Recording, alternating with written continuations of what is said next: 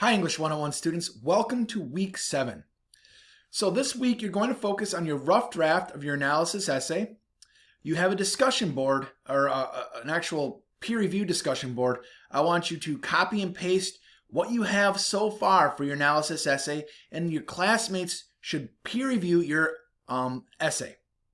Okay, so make sure your first paragraph summarizes Simmons's article. Begin with his thesis statement, which is located in the final paragraph of his article. You then move into 3 paragraphs where you examine one rhetorical technique per paragraph. Okay, that technique might be repetition, expert opinion, inductive deductive organization. It could be statistics, or it could be personal experience. It could be anecdotes. But choose one and analyze how it works within his article. How does repetition help persuade the reader? How does expert opinion help to persuade the reader? How does anecdotes help to persuade the reader? Again, analysis answers that how question. I need to see that. Okay? So again, make sure you submit that and peer review one of your classmates' essays by March 8th, which is Wednesday. For Wednesday, you have some video lectures that will then contribute to your next quiz. Your second quiz is due on Friday, March 10th at 11:59. So you can watch these video lectures. You can take notes. You can just rewatch them, whatever, and then take the quiz. All right. Just to kind of give you an idea of what I'm looking for your analysis essay. Last week during the announcements, I said I'd give you a little bit more in-depth look. So here's a previous student's effort from a previous semester. All right. You can notice that it's in MLA format. The student's name, my name, class, the date the essay's due. It's in 12-point font. It's 1-inch margins around.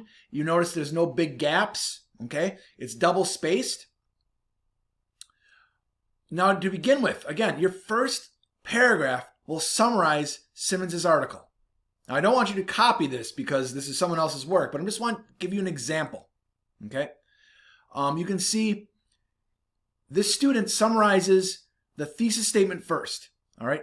Simmons realized that all students should be encouraged, no matter their financial status, to pursue their passions in college, all while equally being inspired to seek an intellectual awakening via higher education. That is the thesis statement in the student's own words, which again is the last paragraph of Simmons's article. Okay. The student then goes in and touches upon 2 or 3 major points from the article, which is what a summary will do. All right. The next paragraph, I want you to then choose one rhetorical technique. For this paper, the student chooses repetition. All right. To sway his readers, Simmons first employs the use of repetition to really drive home his first point. Now, how does repetition work? How does repetition persuade the reader? That's what I'm looking for. Well, repetition is a technique to keep the reader on track and to reinforce an important point or topic. Okay, that's how repetition works. The student then goes on a little bit more and says at the end, in utilizing this literary technique, which is repetition, he emphasizes the importance of what he stated, while highlighting how often this concept is drilled into young minds by elders. Okay, good, excellent. So that's what I'm looking for. How does repetition work? The next point, a rhetorical technique that this student is going to analyze, is expert opinions. Okay, so one rhetorical technique per paragraph. 3 paragraphs, 3 rhetorical techniques. Okay, so the student, I want them to answer, how does expert opinion help? So the student goes on to say, in using an expert opinion that supports his thesis, more validity can be allocated to the author's claims. An essay can only be as strong if it supports the claims being made. And who better to help support the claims than an expert in the field? So, okay, so how does expert opinion help persuade the reader? The student answers that question right here. Okay, so again, don't just summarize how Simmons employs expert opinion, analyze how it works within his essay. And the last one is here, the student just chooses a thesis statement, okay, and analyzes the thesis statement.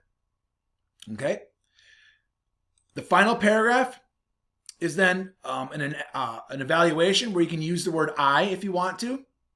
Okay, And then make sure you end your essay with a works cited page. And this is what the works cited page looks like. Now you can pause this video, and this is exactly right. This is what it looks like.